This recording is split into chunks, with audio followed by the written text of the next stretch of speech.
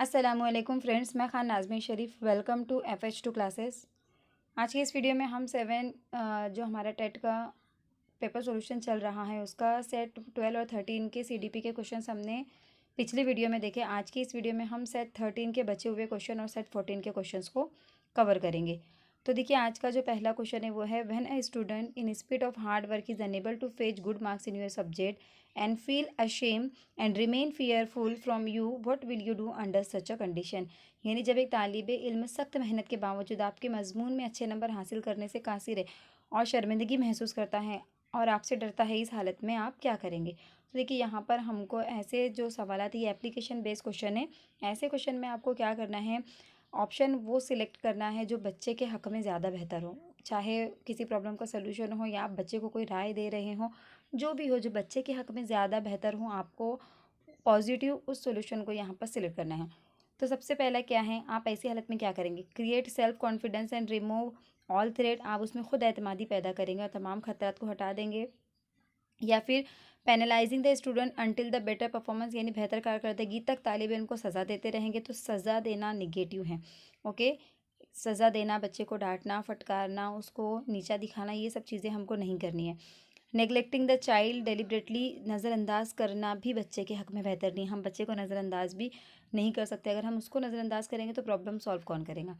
Forcing him to take tuition, tuition classes लेना के लिए हम फोर्स नहीं कर सकते। तो देखिए, तीनों भी बातें जो है यहाँ पर निगेटिव है। अगर उसको ट्यूशन के लिए हम फोर्स करेंगे तो फिर हम क्या जिम्मेदारी निभा रहे हैं। ओके, तो यहाँ पर सबसे ज़्यादा बेस्ट और सबसे एकदम जो पॉजिटिव आंसर है वो हमको क्या लग रहा है, create a self confidence and remove all threats. हम बच्चे के अंदर खुद एतमादी पैदा करेंगे और उसके तमाम खतरात को हटा देंगे। नेक्स्ट क्वेश्चन देखिए क्या है, suppose child has hearing impairment but you have no ideas about him, what will be your duty towards the child. यानी फ़र्ज़ करो कि बच्चे में समात की खराबी है, यानी उसको सुनने में प्रॉब्लम है, लेकिन आपको इसके बारे में कोई अंदाज़ा नहीं है। इस बच्चे की तरफ आपका क्या फ़र्ज़ होगा, यानी जो बच्चे को सुनने में प्रॉब्लम है तो आप उसके लिए क्या करेंगे। तो देखिए, यहाँ पर भी हमको बच्चे के हक़ में जो है सही जवाब चुनना है, जो बच्चे के हक़ में बेहतर होगा, जो उसके लिए फ़ायदेमंद होगा। Recognise the child and manage accordingly, यानी हम बच्चे की शनाख्त करेंगे और इसके मुताबिक इंतज़ाम करेंगे। Okay, you became neutral because it is not your headache, यानी आप गैर जानिबदार बन जाएंगे। आप उस पर ध्यान नहीं देंगे, नज़रअंदाज करेंगे, क्योंकि आपको सरदर्द नहीं पालना है। You send him to specialist for treatment, आप उसको स्पेशलिस्ट के पास भेजेंगे उसका ट्रीटमेंट कराने के लिए। या फिर you report to teacher parents and principal to send him to special school, या फिर आप टीचर से, बाकी के टीचर से, पेरेंट्स से, प्रिंसिपल से रिक्वेस्ट करेंगे कि उसको अलग स्कूल में भेजा जाए। तो देखिए, इंक्लूसिव एजुकेशन के अंदर हमको तमाम बच्चों को शामिल करके एजुकेशन देना है, ताकि ये जो बच्चे हैं डिमोटिवेट ना हो जाए कि हम बाकी बच्चों से अलग हैं, हम अलग थलग है, इसलिए हमारी स्कूलें अलग बनी गई हैं। तो हमें इनको डिमोटिवेट नहीं करना है। इसके लिए हम ऐसे बच्चों को नॉर्मल बच्चों के साथ ही पढ़ाएंगे, चाहे वो किसी भी तरह का प्रॉब्लम हो, बच्चों के अंदर कोई भी डिसऑर्डर हो, कोई भी बीमारी हो, हम उसको नॉर्मल बच्चों के साथ ही पढ़ाएंगे, ताकि वो बच्चे इनकरेज हो दूसरे बच्चों के साथ अपने आप को उनके जैसा फील करे। ओके, तो यहाँ पर ये भी नहीं होगा कि हम उसको सेपरेट स्कूल में भेजेंगे। देखिए, अगर आप चारों ऑप्शन पर गौर करेंगे तो सबसे ज़्यादा पॉजिटिव हमको ये नज़र आ रहा है बच्चे के हक़ में, कि हम उसको उसकी शनाख्त करेंगे कि वो बच्चा कौन सा है या किसको प्रॉब्लम है, और फिर उसके हिसाब से हम उस चीज़ को मैनेज करने की कोशिश करेंगे। जैसे हम अ, उसको आगे की सीट पर बैठाएंगे, या फिर जो भी उसके लिए सहूलत बख्श होंगी हम वो देंगे। नेक्स्ट क्वेश्चन देखते हैं। नेक्स्ट क्वेश्चन देखिए क्या है, if a boy and girl student came out of the cinema hall together then you will think that, यानी अगर एक लड़का और एक लड़की तालिब इल्म सिनेमा हॉल से बाहर आते हैं तो आप क्या सोचेंगे। Perhaps they made by chance, otherwise they enter separately, शायद वो इत्तेफाक से मिल गए हैं वरना वो इलाहदा इलाहदा दाखिल हुए होंगे। या फिर को education has deserted modern educational values, यानी मखलूत तालीम ने जदीद तालीमी इक़दार को छोड़ दिया है। यानी जो को एजुकेशन है, जिस जहाँ पर लड़के लड़की आपस में एजुकेशन हासिल करते हैं, उसको को एजुकेशन कहा जाता है। Has deserted modern educational value, यानी मॉडर्न एजुकेशनल की जो वैल्यूज़ है, जो जदीद तालीम के इक़दार को है, वो को एजुकेशन ने छोड़ दिया है।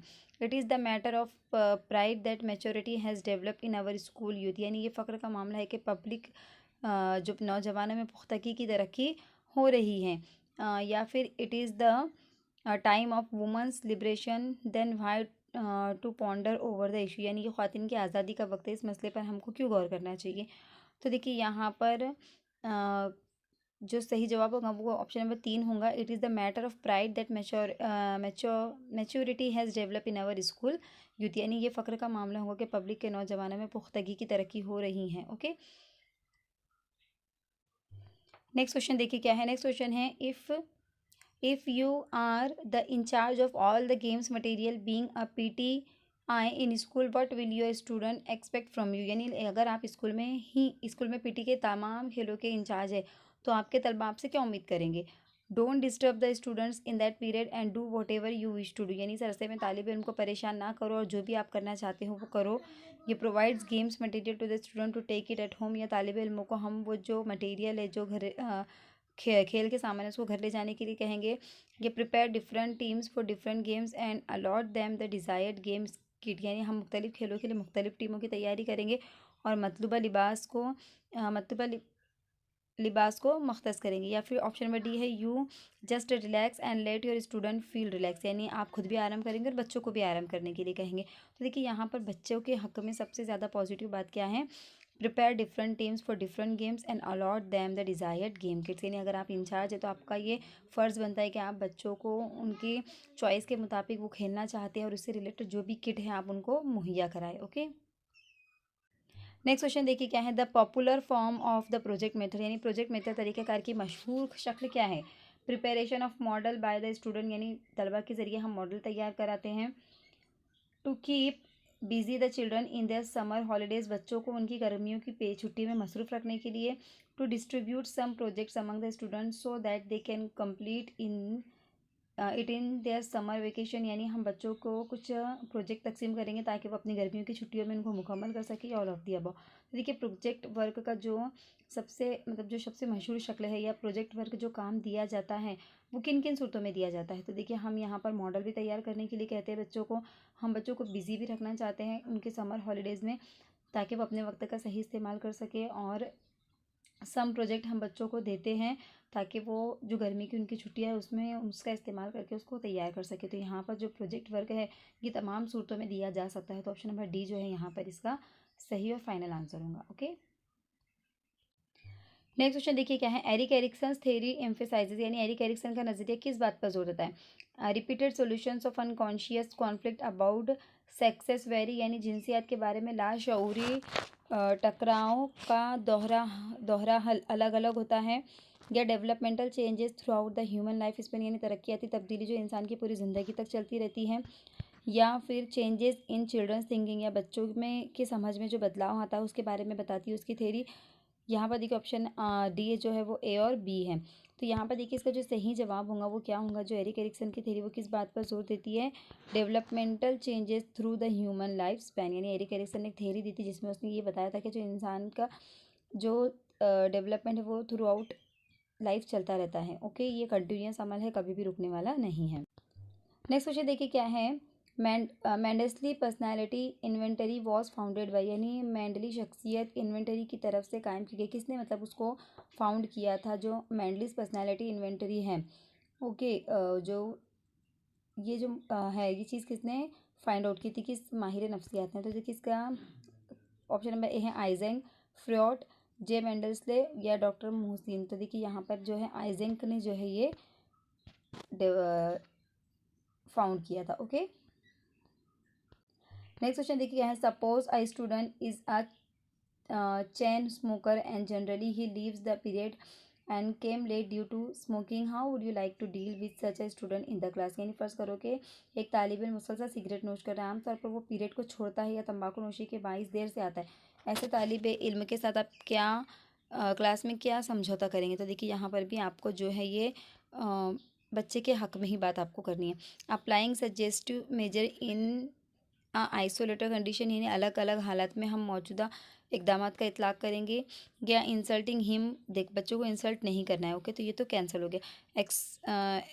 Expelling him from the school, यानी स्कूल से निकाल देंगे, ये भी गलत है। Sharing the habit and became friendly, यानी आप उसकी नशे की जो भी आदत है उसको शेयर करेंगे और उसके फ्रेंड बन जाएंगे। तो ये तो इसके हक़ में बेहतर नहीं होगा, इससे तो और बच्चा बिगड़ता जाएगा। तो यहाँ पर बच्चे के हक़ में जो सबसे बेहतर है वो ये है applying suggestive measures in isolated condition, यानी हम उसको जो सही सजेस्टिव जो सजेशन है उसको सही सजेशन हम देंगे, उसको सही राय हम देंगे, और वो भी कैसे, आइसोलेशन कंडीशन में, यानी हम सबके सामने नहीं कहेंगे, उसको अकेले में उसको समझाएंगे जो हरकतें वो कर रहा है उसके बारे में। ओके,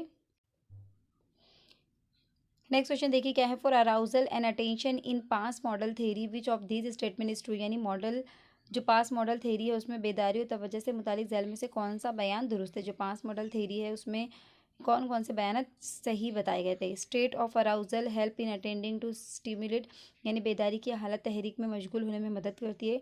ओके, तो ऑप्शन नंबर बी है arousal and attention enable a person to process information, यानी बेदारी और तवज्जो किसी शख्स की मालूमात को प्रोसेस करने के लायक बनाती है। गेट टू मच और too little arousal interferes with attention and performance, यानी बहुत ज़्यादा या बहुत कम बेदारी तवज्जो और अंजाम दही में मुदाखलत करती है। तो देखिए यहाँ पर ऑल ऑफ दी अबव इसका सही जवाब होगा, क्योंकि जो बेदारी है उससे रिलेटेड सारी बातें सही हैं। अगर हमें बेदारी की हालत आएंगी तो हम जो है हमको ये मदद होगा। ओके, या फिर बेदारी और तवज्जो किसी शख्स को मालूमात को प्रोसेस करने के लायक बनाती है। जब हम किसी चीज़ को करने की हमें उमंग पैदा होती है तभी हम वो चीज़ अच्छे से कर पाते हैं। और बहुत ज़्यादा भी अगर हमें बेदारी या बहुत कम है तो ये उस काम को असरअंदाज कर सकती है, मुदाखलत कर सकती है। ओके, तो यहाँ पर ऑप्शन नंबर डी जो है इसका सही जवाब होगा, all of the above. Next question देखिए क्या है। A person suffering from dash and see delusion in clear consciousness, यानी डैश से मुतासरा शख्स वाज़ेह शऊर में उलझन को देखता है। यानी अगर वो उसकी जो है शऊर एकदम सही है, यानी वो अनकॉन्शियस नहीं है, वो बेहोशी की हालत में या नशे की हालत में हम कह सकते हैं कि नहीं है, अपनी सही हालत में भी वो उलझन को देखता है। कौन सा पर्सन है वो ऐसा, यानी जो उलझा हुआ रहता है। शिज़ोफ्रेनिया, डिप्रेशन वाला बच्चा, न्यूरोसिस वाला बच्चा यानी आसाबी दबाव वाला बच्चा, या डिजीनेस गुनूदगी वाला बच्चा। तो देखिए यहाँ पर ऐसे बच्चे जो शिनोस्फेरनिया इस बीमारी से या इस डिसऑर्डर से सफ़र कर रहे हैं वो बच्चे जो है आम कंडीशन में भी हमेशा उलझन में आपको नज़र आएंगे। नेक्स्ट क्वेश्चन देखिए कुछ इस तरह से है। Long term memory is through, यानी तवील मुद्दत तक याददाश्त कैसे बरकरार रह सकती है। Learning by reading, learning by listening, learning by multi sensory organ, learning by visualisation. तो देखिए यहाँ पर अगर हम देखेंगे तो हमको ये जो ऑप्शन है ये सबसे बेस्ट लग रहा है। क्यों? क्योंकि इसके अंदर लर्निंग बाय रीडिंग भी आ गया, लर्निंग बाय लिसनिंग भी आ गया, और लर्निंग बाय विजुअलाइजेशन भी आ गया। क्योंकि यहाँ पर मल्टी सेंसरी ऑर्गन का इस्तेमाल कह रहा है, यानी हमारे जितने पांचों सेंसेस हैं उन पांचों का इस्तेमाल करके अगर हम जो है कुछ चीज़ सीखते हैं तो वो हमारे दिमाग में लॉन्ग टर्म रह जाती है। ओके, नेक्स्ट क्वेश्चन देखिए क्या है। If a student has the problem of which the child's parents has already acquainted you well in advance, what type of reaction will you show with this child, यानी अगर एक तालिब इल्म का ऐसा मसला है जिसके बारे में बच्चे के वालिदैन ने पहले ही आपको अच्छी तरह से बता दिया, अब आप इस बच्चे के साथ किस किस्म का रद्द-ए-अमल ज़ाहिर करेंगे। तो देखिए यहाँ पर आपको क्या बात याद रखनी है, बच्चे के हक़ में क्या बेहतर है। You will crack a joke, आप मजाक उड़ाएंगे उसका। You just permit the child's as frequently as he ask, आप बच्चे को इजाज़त देते हैं जितनी बार भी वो पूछता है। या यू विल पेनलाइज हिम, आप उसको सज़ा देंगे। देखिए पेनलाइज का मतलब सज़ा देना होता है। You will test the child in classroom, यानी एक क्लासरूम में आप बच्चे की जांच करेंगे। तो देखिए यहाँ पर जो है बच्चे के हक़ में सबसे ज़्यादा बेहतर क्या है, you just permit the child as frequently as ask, यानी बच्चा जितनी भी बार पूछता है आप उतनी मरतबा उसको मुतमईन करेंगे, उसको जवाब देंगे। नेक्स्ट क्वेश्चन देखिए क्या है। If a student alleged you for making favouritism in evaluation, how can you deal with this problem, अगर तलबा ने आप पर तशखीस में जानिबदारी का इल्ज़ाम लगाया है, आप इस मसले से निपटने के लिए क्या करेंगे। ओके, यानी इवेलुएशन जब आप करते हैं बच्चों की जांच तो उसने आज आप पर ये इल्ज़ाम लगाया है कि आप आपके जो फेवरेट बच्चे हैं उनको आप ज़्यादा मार्क्स दे रहे हो, यानी आप नाइंसाफ़ी कर रहे हो। तो इस प्रॉब्लम को आप कैसे डील करेंगे। Giving threat to fail them, इनको नाकाम करने की धमकी देंगे, या फिर making effort to reveal the position fairly, अपनी हैसियत को मुनसिफाना अंदाज में ज़ाहिर करने की कोशिश करेंगे। अडॉप्टिंग पुनिटिव मेजर्स, यानी सज़ा के इकदाम को अपनाएंगे। Showing the students answer book in order to satisfy the, और आप बच्चों को आंसर बुक बताएंगे कि उनको सेटिस्फाई करने के लिए। तो देखिए यहाँ पर सबसे बेस्ट आंसर कौन सा है, making efforts to reveal the position fairly, यानी अपनी हैसियत के मुनसिफाना अंदाज में ज़ाहिर करने की आप उसको कोशिश करेंगे, ना आप उससे लड़ाई झगड़ा करेंगे, ना उसको डराएंगे धमकाएंगे। ओके, ना हम उसको कोई सज़ा देंगे, आप उसको जो है अ, ऐसे एफर्ट्स देंगे यानी जो सही हों। ओके, नेक्स्ट क्वेश्चन देखिए क्या है, if there is no separate arrangement for teachers toilet naturally you will have to use the students toilet in such a case what precautionary measures will you like to adopt the maintain your personal dignity. यानी अगर उस्ताद के लिए तलबा बैतुल खला का कोई अलहदा इंतज़ाम नहीं है तो कुदरती तौर पर आपको तालिब इल्मों का ही बैतुल खला इस्तेमाल करना पड़ता है। ऐसी सूरत में अपने ज़ाती वक़ार को बरकरार रखने के लिए क्या एहतियाती तदाबीर आप करेंगे। तो passing urine without hitch along with your student, अपने तालिब इल्मों के साथ घुटने के बगैर पेशाब को मुंतकिल करना। Try to use toilet when students are busy in their classes, यानी तालिब इल्मों के सबक में मसरूफ़ होते वक्त बैतुल खला इस्तेमाल करेंगे। You select another alternative for toilets, आप बैतुल खला के लिए किसी और मुतबादिल का इंतखाब करते हैं। या you will not urinate in school through out the day, यानी आप पूरा दिन बाथरूम का यूज़ वहाँ पर नहीं करेंगे। देखिए यहाँ पर हम सही इकदाम क्या, सही जो है राय क्या हो सकती है कि try to use toilet when students are busy in their classes, यानी आप जब बच्चे क्लास में हैं, जब बच्चों का ब्रेक नहीं हुआ है तब ही आप जो है टॉयलेट का इस्तेमाल करेंगे। तो देखिए यहाँ पर जो है हमारे 13 के जो CDP के क्वेश्चन है वो ख़त्म होते हैं। अब हम 14 स्टार्ट करते हैं। देखिए सेट 14 का सबसे पहला क्वेश्चन है, anxiety disorder can be well explain as, यानी जो एंजाइटी डिसऑर्डर है ये तशवीश की खराबी को अच्छी तरह से वाजे किया जा सकता है। ऑप्शन नंबर ए है यहाँ पे, emotional state identified by panic attack, यानी जज्बाती सूरत हाल की शनाख्त खौफ के हमले के तौर पर किया जा सकता है। Emotional conditions of excessive checking, यानी ज़्यादा जांच की जज्बाती सूरत हाल, या डिसऑर्डरिंग थिंकिंग, या feelings of apprehension uncertainty and fear. यानी जो एंजाइटी डिसऑर्डर है वो क्या होता है, उसमें क्या होता है। तो सबसे पहला जज्बाती सूरत हाल की शनाख्त खौफ के हमले के तौर पर किया जा सकता है, यानी वहाँ पर बच्चों में खौफ होता है या खौफ की वजह से बच्चे एंजाइटी महसूस करते हैं। या emotional condition of excessive checking, या आप ज़्यादा, आपको इस बात की एंजाइटी रहती है, इस बात का डर रहता है कि आपकी ज़्यादा चेकिंग होगी। या डिसऑर्डर थिंकिंग, या नापसंदीदा की सोच, या मतलब आप इस वजह से डरे डरे सहमे सहमे रहते हैं ताकि आपको, या फिर उस बच्चे के मन में ये शक है कि मुझे लोग पसंद नहीं करते हैं। या feelings of apprehension certainty and fear, यानी अंदेशा, गैर यकीनी और खौफ का एहसास बच्चों में रहता है जिसकी वजह से वो एंजाइटी महसूस करते हैं। तो क्या सही वजह है एंजाइटी की इनमें से। देखिए इसकी जो सही वजह है वो ऑप्शन नंबर डी है, feeling of apprehension uncertainty and fear, यानी बच्चे को ये लगता है, उनके अंदर अंदेशा, गैर यकीनी और खौफ की वजह से वो जो है एंजाइटी महसूस करते हैं, यानी डरे डरे से रहते हैं।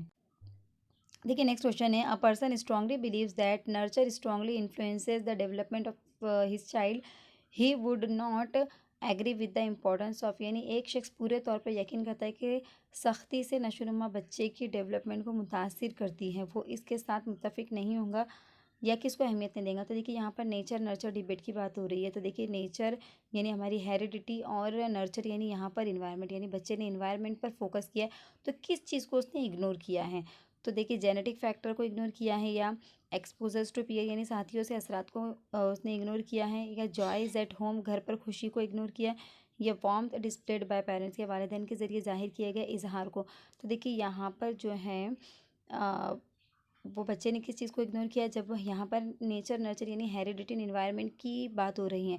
तो जब उसने हेरिडिटी नर्चर यानी जब उसने इन्वायरमेंट को जोर दिया तो उसने जेनेटिक फैक्टर यानी हेरिडिटी को यहाँ पर नज़रअंदाज कर दिया। तो ऑप्शन नंबर ए इसका सही जवाब होगा। नेक्स्ट क्वेश्चन देखिए कुछ इस तरह से हैं, a process of attributing one's own traits, attitudes और subjective process to other is called, यानी दूसरों को अपनी अपनी अलामत के रवैये या जहनी अमल के मंसूब करने का अमल क्या कहा जाता है। यानी ऐसा process of attributing one's own traits, attitudes और subject process to other is called, यानी अपनी अलामत, अपने रवैये दूसरों तक पहुँचाना, इसको क्या कहा जाता है। प्रीडिस्पोजिशन कहा जाता है, रिग्रेशन कहा जाता है, डिस्पोजिशन कहा जाता है, या प्रोजेक्शन कहा जाता है। तो देखिए इसको जो है यहाँ पर प्रोजेक्शन कहा जाता है, ऐसी कंडीशन को या ऐसी सूरत हाल को। ओके नेक्स्ट क्वेश्चन देखिए क्या है, कॉजेज ऑफ एग्रेशन इज, यानी जारियत का सबसे, जब एग्रेसिव हम हो जाते हैं तो इसकी सबसे ज़्यादा मेन वजह क्या है। इनबॉर्न टेंडेंसी यानी पैदाइशी मैलान की वजह से पैदाइशी रहता है ये जो एग्रेशन है, एग्रेसिव बिहेवियर है। चाइल्ड रियरिंग यानी बच्चे की परवरिश उस तरह से हुई है जहाँ पर वो बहुत जल्दी एग्रेसिव हो जाता है। या फ्रस्ट्रेशन यानी बच्चा फ्रस्ट्रेशन की वजह से, अपनी परेशानियों की वजह से, महरूमी की वजह से एग्रेशन का शिकार हो जाता है। All of the above. तो देखिए यहाँ पर ये सारी वजह है जिसकी वजह से बच्चे एग्रेसिव हो जाते हैं। ओके ऑप्शन नंबर डी इसका सही जवाब होगा। नेक्स्ट क्वेश्चन देखिए क्या है, the direct experiences of a childrens are related to, यानी बच्चों के डायरेक्ट एक्सपीरियंस किससे रिलेटेड है? एक्स एक्सकर्शन से यानी तफरी से, इन्वायरमेंटल इंटरेक्शन से यानी माहौलियाती तालीम से। जो है बच्चे के डायरेक्ट एक्सपीरियंस बच्चा कहाँ कहाँ करता है, तो तफरी में भी करता है यानी सैर को जब जाता है बच्चा, माहौलियाती तालीमी जब इन्वायरमेंटल इंटरेक्शन यानी जब बच्चे का माहौल से ताल्लुक़ पड़ता है तब भी जो है वो डायरेक्ट एक्सपीरियंस लेता है, जैसे पेड़ पौधे दरख्त वगैरह जो भी इन्वायरमेंट की चीज़ें वो डायरेक्ट जब उनसे तामुल करता है तब। डेमॉन्स्ट्रेशंस ऑफ एक्सपेरिमेंट यानी तजुर्बात का मुज़ाहिरा करता है जब बच्चा, यानी कोई तजुर्बा हम बच्चे को उसके सामने अगर करके बता रहे हैं तो यहाँ पर भी बच्चा डायरेक्ट एक्सपीरियंस का जो है क्या बनेंगे, डायरेक्ट एक्सपीरियंस उसको फील करेगा। तो देखिए इसका जो सही जवाब है वो क्या होगा, ऑप्शन नंबर डी होगा, ऑल ऑफ दी। अब वो यहाँ पर इसका सही जवाब होगा, क्योंकि डायरेक्ट एक्सपीरियंस बच्चे इन तमाम कंडीशन में ले सकते हैं, तफरी में भी ले सकते हैं, इन्वायरमेंट में भी ले सकते हैं, और जब तजुर्बात का मुज़ाहिरा करते हैं तब भी ले सकते हैं डायरेक्ट एक्सपीरियंस। नेक्स्ट क्वेश्चन देखिए क्या है, suicidal tendencies are not very common in, यानी खुदकुशी का रुझान किस में बहुत आम नहीं होता, यानी बहुत कम लोग करते हैं। ऐसे लोग बहुत कम करते हैं सुसाइड। तो कौन से लोग, लोनली पर्सन यानी जो तन्हा शख्स होते हैं, देखिए तन्हा शख्स तो तन्हाई की वजह से कभी कभी इतने डिप्रेशन में चले जाते हैं कि वो खुदकुशी कर सकते हैं। ओल्ड एज यानी उम्र दराज भी कर सकते हैं, अगर सपोज़ उनको उस तरह से केयर नहीं मिल रही है जिस तरह से उनको मिलनी चाहिए, उतना अटेंशन उसको नहीं मिल पा रहा है। ओके, ने ऑप्शन नंबर सी है मैरिड इंडिविजुअल, यानी जो शादीशुदा लोग हैं या शादीशुदा जो अकेले रहते हैं, अकेले हैं, उनको जो है सुसाइडल टेंडेंसी उनमें नहीं है, या फिर डिप्रेशन यानी जो लोग डिप्रेशन में हैं उनमें। तो देखिए यहाँ पर अगर हम देखा जाए तो सबसे जो मतलब ज़्यादा अहम वजह जो नहीं है वो, या जो लोग नहीं करते हैं, मैरिड इंडिविजुअल जो है वो ज़्यादातर सुसाइडल केस या सुसाइडल टेंडेंसी उनकी नहीं है। ओके, बाकी के तीनों लोगों की यहाँ पर सुसाइडल टेंडेंसी बनती है। नेक्स्ट क्वेश्चन देखिए क्या है, if a teachers personality is week it is possibility that his student inherit this trade, the reason of this saying is, अगर एक उस्ताद की शख्सियत कमज़ोर है तो इसका इम्कान है कि इसके तालिब इल्मों को ये खसूसियत मिले। इस कॉल का मतलब कि यानी अगर एक टीचर है जो बच्चों को पढ़ाता है और उसकी खुद की जो शख्सियत है वो कमज़ोर है तो इसका असर बच्चों पर भी पड़ेगा, यानी बच्चे भी वैसी ही खसूसियत हासिल कर लेंगे। ओके, तो क्या ये सही हम देखेंगे, student is the miniature model of teachers behaviour, यानी तालिब इल्म उस्ताद के रवैये का एक मुख्तसर मॉडल, यानी जैसा उस्ताद करता है, जैसे स्कूल में अगर बच्चा जब स्कूल में जाता है पहली मरतबा, टीचर उसको जो भी बोलती है वो आकर उसको रिपीट करता है, अपने उसके रवैये में वो चीज़ हमको दिखाई देती है, वो छड़ी लेकर खड़ा हो जाएगा, वो ब्लैक बोर्ड बना लेगा, आपकी दीवारों को वहाँ पर लिखना स्टार्ट कर देंगे, यानी student is the miniature model of teachers behaviour, जैसा बिहेवियर टीचर करती है बिल्कुल हूबहू बच्चा वैसा ही करता है, वो उसका छोटा मॉडल है। Students emitted his teachers behaviour, यानी तालिब इल्म अपने उस्ताद के रवैये को नकल करते हैं, जहाँ जी हाँ बिल्कुल करते हैं। Students pass through developmental stages, यानी तालिब इल्म तरक्याती मराहिल से गुजर रहे हैं।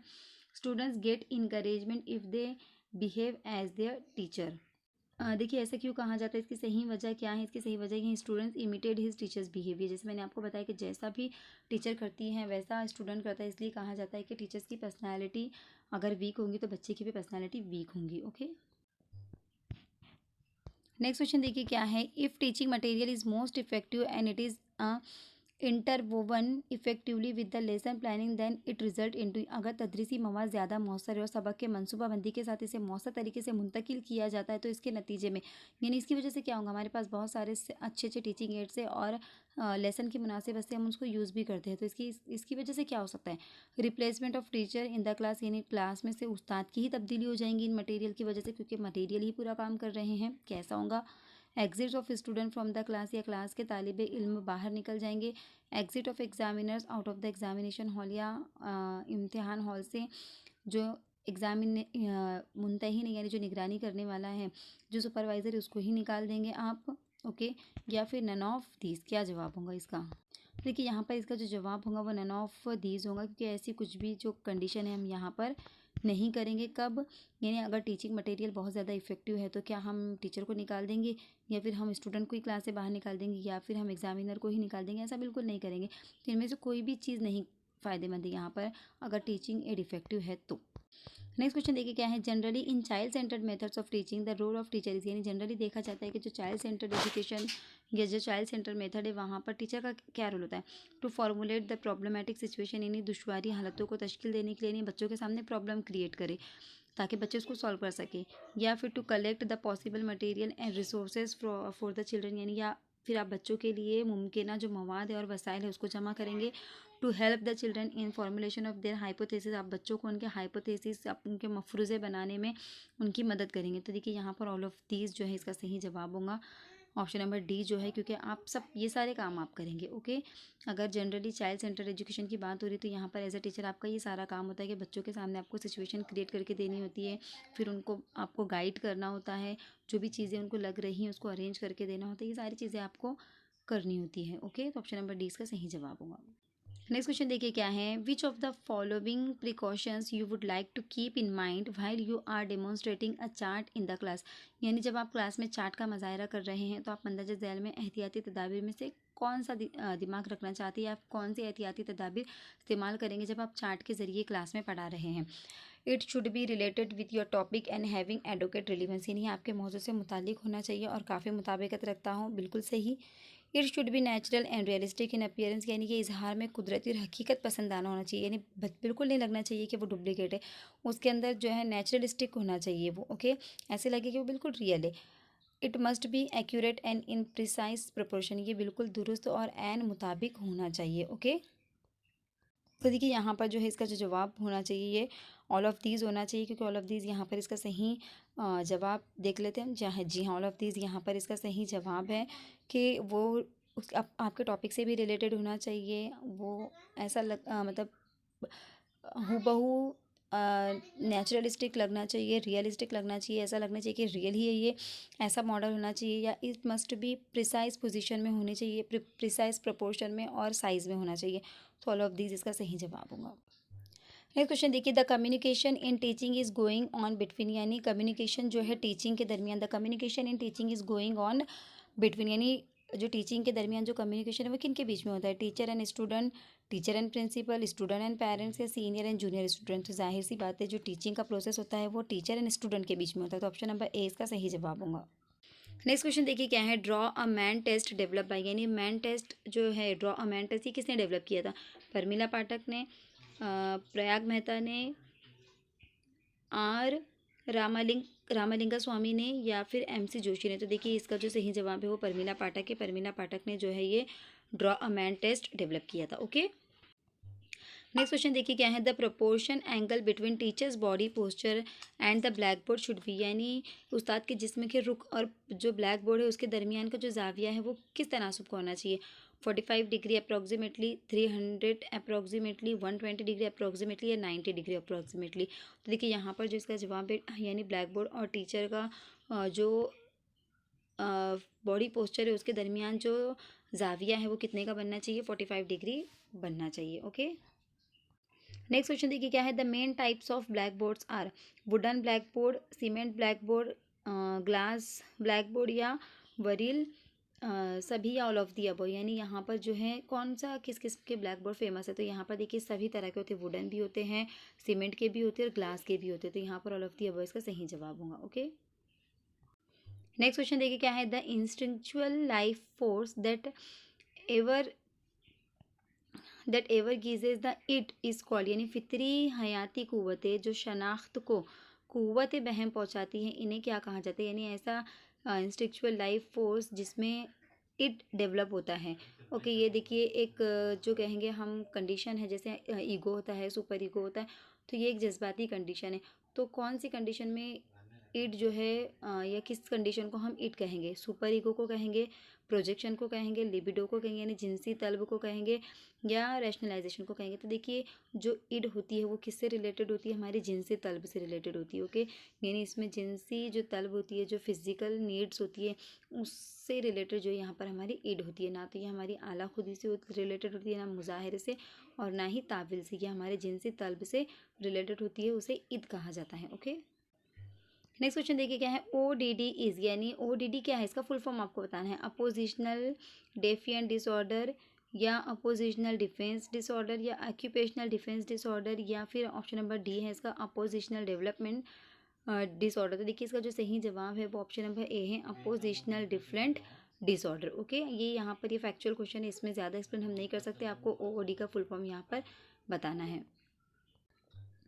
नेक्स्ट क्वेश्चन क्या है देखिए, who amongst these devised systematic test to measure intelligence of children, यानी इनमें से किसने बच्चों की जहानत जांचने के लिए मुनज़्ज़म टेस्ट ईजाद किया। तो डेविड वेस्लर ने, गाल्टन ने, यानी किसने जो है मुनज़्ज़म टेस्ट दिया था बच्चों की इंटेलिजेंस को जांचने के लिए। डेविड वेस्लर, गाल्टन, बिने या हार्वर्ड गार्डनर। तो देखिए यहाँ पर जो है इसका जो सही जवाब होगा, बहुत से लोगों को कन्फ्यूजन हो रहा होगा कि बिने हो सकता है, लेकिन डेविड वेस्लर जो है यहाँ पर इसका सही जवाब है। उन्होंने जो है सिस्टमैटिक टेस्ट दिया था। ओके, कौन सा टेस्ट दिया था, वो आईक्यू से रिलेटेड बिने और जो टर्मन वगैरह का, लेकिन यहाँ पर जो सिस्टमैटिक टेस्ट है बच्चों के इंटेलिजेंस को जांचने के लिए, वो किसने दिया था, डेविड वेस्लर ने दिया था। ओके, नेक्स्ट क्वेश्चन देखिए क्या है, द इंट्रोडक्टरी क्वेश्चन शुड, यानी जो इंट्रोडक्टरी क्वेश्चन है वो कैसे होने चाहिए, be based on previous knowledge of the student, यानी बच्चों की पुरानी मालूमात से रिलेटेड होने चाहिए। Be easy and not difficult, यानी ईजी होने चाहिए, बिल्कुल डिफिकल्ट नहीं होने चाहिए। हैव अ लिंकेज, यानी जो सबक आप पढ़ा रहे हैं उससे लिंकेज होना चाहिए। तो देखिए यहाँ पर इसका जो सही जवाब होगा ये होगा all of the above. Okay, all of the above यहाँ पर इसका सही जवाब होगा। नेक्स्ट क्वेश्चन देखिए क्या है, Rishi keep himself isolated from the rest of the class, you would, यानी ऋषि जो है बाकी क्लास के बच्चों से खुद को अलग थलग रखता है, तो आप क्या करेंगे, try to understand the underlying cause, यानी वहाँ से मौजूद जो शब्द को समझने की कोशिश करेंगे कि क्यों ऐसा हो रहा है। या keep him more separate from other student, यानी उसको दूसरे बच्चों से और ज़्यादा दूर करेंगे। प्रिंसिपल शुड बी इन्फॉर्म, यानी आप प्रिंसिपल को इन्फॉर्म करेंगे, या नन ऑफ दी अबव। देखिए यहाँ पर जो है इसका सही जवाब जो होगा वो होगा try to understand the underlying cause, यानी आप उसकी प्रॉब्लम को समझने की कोशिश करेंगे कि आखिर क्यों ऐसा कर रहा है। ओके,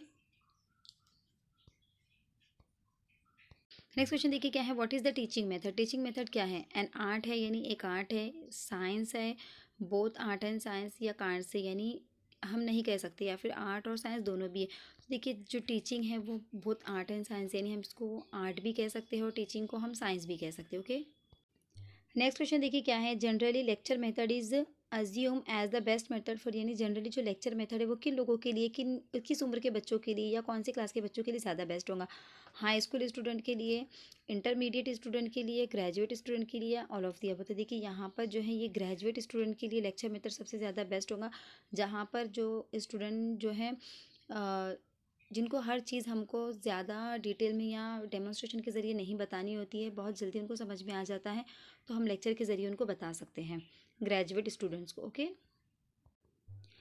नेक्स्ट क्वेश्चन देखिए क्या है, Alex believes people are primarily influenced by the environment and on experience, so he believes dash plays a more powerful role in the human development nature, यानी जो एलेक्स है उसका ऐसा मानना है कि जो इन्वायरमेंट है बहुत ज़्यादा इन्फ्लुएंस करता है ह्यूमन डेवलपमेंट के ऊपर। तो उसने किस चीज़ पर ज़्यादा जोर दिया है या किस चीज़ को उसने फोकस किया है, नर्चर को यानी नशोनुमा को, नेचर को यानी फितरत को, चेंज को, या फिर मैचुरेशन को। तो देखिए यहाँ पर जो है उन्होंने, तो देखिए यहाँ इसका सही क्या जवाब होगा कि नर्चर जो है अहम रोल अदा करता है, उसके मुताबिक जो है नर्चर नशोनुमा जो है अहम रोल अदा करती है ह्यूमन डेवलपमेंट में। ओके, नेक्स्ट क्वेश्चन देखिए क्या है, what is the basic utility of the teaching of concept and principle, यानी तसव्वुर और उसूलों की तालीम का बुनियादी जो इफादियत है वो क्या है, यानी जब हम बच्चों को कंसेप्ट और प्रिंसिपल सिखाते हैं, उसूल सिखाते हैं, किसी चीज़ की कंसेप्ट बताते हैं, तो इसकी क्या इस्तेमाल है या क्या यूटिलिटी है, क्यों सिखाना चाहिए। To familiarise the students with the object present in the external environment, यानी बैरूनी माहौल में मौजूद अशिया के साथ तालिब इल्मों को वाकिफ़ कराने के लिए, यानी जो उस क्लास के बाहर का जो इन्वायरमेंट है वहाँ पर जो चीज़ें मौजूद है बच्चे उससे फैमिलराइज हो जाए। To educate the students about the mechanical activities, यानी मैकेनिक की जो सरगर्मियों के बारे में तालिब इल्म को तालीम देना इसके लिए ज़रूरी है, या उसका इस्तेमाल है। To give the instruction a practical shape, यानी हिदायत देना, एक अमली शक्ल देना। तो देखिए यहाँ पर जो है ऑप्शन नंबर डी जो है यहाँ पर इसका सही जवाब होगा। ओके, नेक्स्ट क्वेश्चन देखिए क्या है, a mental retarded child can be treated as a normal child, यानी जो बच्चा ज़हनी तौर पर बीमार है हम उसके साथ आम बच्चों के जैसा बर्ताव कर सकते हैं, कि ये बात सही है, ट्रू है, फॉल्स है, सम टाइम, या नन ऑफ दिस। तो ये फॉल्स है। देखिए जो बच्चा दिमागी तौर पर कमज़ोर है हम उसके साथ उनको उसके हिसाब से उसके साथ बिहेवियर करना है, ना कि नॉर्मल बच्चों के साथ हम उसके साथ बिहेवियर करेंगे। नेक्स्ट क्वेश्चन देखिए क्या है, on which type of films and photographic slides are prepared, यानी किस किस्म की फ़िल्मों पर फोटोग्राफी स्लाइड तैयार करनी चाहिए। On simple photographic films available in market, यानी जो मार्केट में दस्तियाब सादा फोटोग्राफी उसमें। On photographic films specially meant for preparing of slide, यानी फोटोग्राफी की स्लाइड्स की तैयारी के लिए तैयार शुदा खुसूसी फिल्मों पर, या थ्रू फोटोग्राफिक कैमरा या फोटोग्राफिक कैमरों के ज़रिए, या फिर all of none of these. तो देखिए यहाँ पर जो इसका सही जवाब होगा वो क्या होगा, on photographic films specially made for preparing of slide, यानी उस फिल्म पर जो स्लाइड तैयार करने के लिए ख़ास बनाई गई हैं वहाँ पर जो है हम इसको जो है फोटोग्राफिक स्लाइड को तैयार करेंगे। ओके, तो यहाँ पर हमारे थर्ड 14 के भी CDP के क्वेश्चंस कंप्लीट होते हैं। नेक्स्ट वीडियो में इंशाल्लाह हम 15 और 16 को एक साथ कवर करने की कोशिश करेंगे। आज की वीडियो आपको कैसी लगी मुझे कमेंट करके ज़रूर बताना। अगर वीडियो आपको अच्छी लगती है तो इसे दूसरों तक भी शेयर करना। अभी तक चैनल को सब्सक्राइब नहीं किया है तो सब्सक्राइब ज़रूर करना। नेक्स्ट वीडियो आने तक मुझे दुआ में याद रखना। अल्लाह हाफिज़।